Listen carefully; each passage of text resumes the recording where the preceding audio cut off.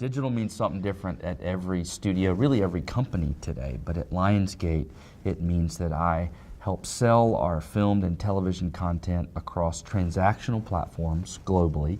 That is iTunes, Google Play, Vudu, Comcast, DirecTV, Dish, all of the cable companies. Plus, I do hotels, airlines, libraries, campsites. I mean, anything that's not theatrical, pretty much we touch in our group.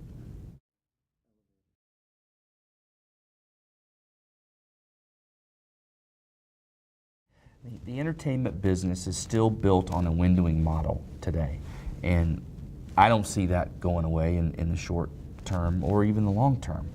The success of a film in the theatrical window drives so much of what happens to that film down line. And for that, we're very dependent on that model today.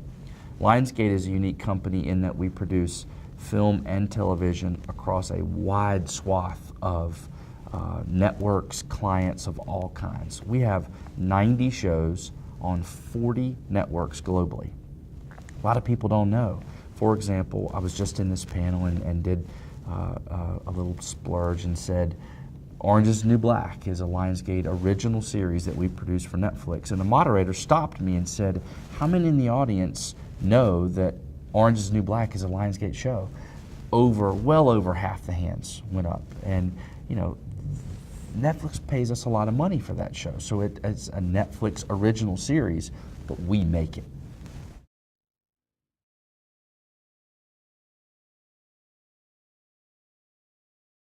So not to get out of my lane, just talking about Lionsgate as a company, what I do is manage the client set and our product where people are buying it, where the customer is paying for the particular piece of content, whether they're renting it from their favorite cable platform or iTunes or Google Play or some other platform, or they're renting it, buying it, let me go back, or whether they're buying it from their favorite platform to own as part of their library. We call that in the business EST, or electronic sell-through.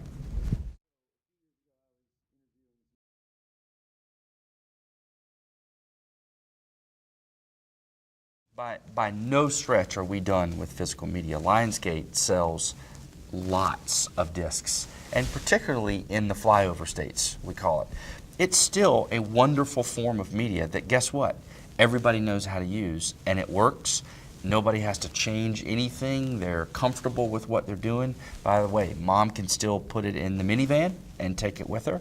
All of these things will catch up, and I'm the digital guy, but I still believe in this physical media, and it's a very collectible thing that people still like to put on a shelf and line up and show off their collection, maybe even loan a disc to a friend.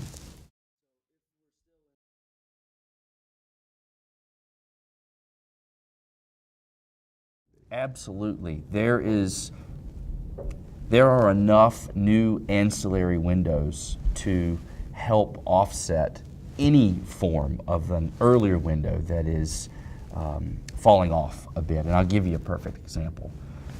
Netflix has existed for some time, but they have only been streaming media within the last 6 years or so. And I know that because prior to being at Lionsgate, I was at another Hollywood studio, MGM, and MGM did one of the first streaming deals with Netflix on deep library content. And so here's a new business that many years ago that didn't exist, and now look at what it's become. And it has lots of competitors too, like Amazon Prime, Hulu, Crackle, now YouTube Red. Everybody's doing original content. Back to Lionsgate doing 90 shows across 40 networks globally. We have a dog in a lot of those hunts, as we say in the South, and we consider ourselves, to use a line that my vice chairman uses all the time, a benevolent arms dealer. We make content, we know how to make good content, and we'll sell it anywhere that we can.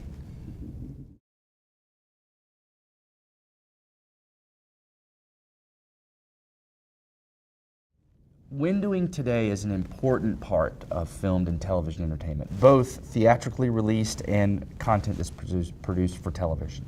The theatrical window's first, and then there's normally about a 75 to 90 day period before we offer it for sale, and then we offer it for rent, and then it goes to a pay network, And then there are other ancillary distribution windows down the line, all the way to free television, and in some cases, subscription networks like those that we've talked about, Netflix, Amazon Prime, and others.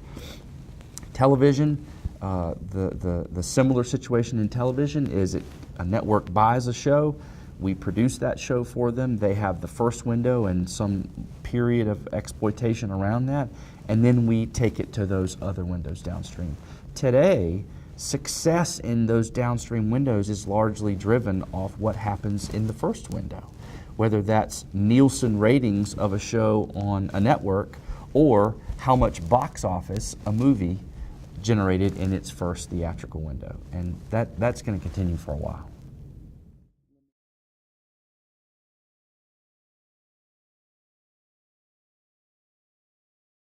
The margins vary from window to window, and it really has to do with the demand curve of the client or the customer, really the end customer.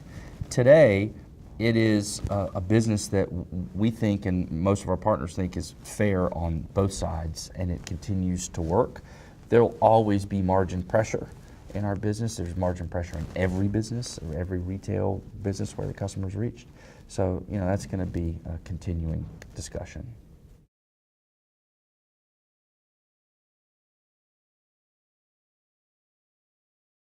So much of it is ad supported, right? So much of everything that we consume as viewers, watchers of entertainment is ad supported. You got to imagine that that's really going to play a factor in the future.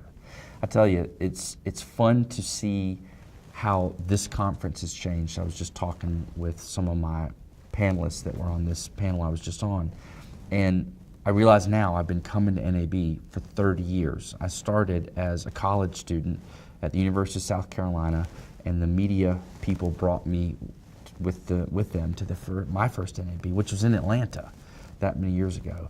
And content has become such a cool and relevant part of this conference. It's been a fun transition to watch.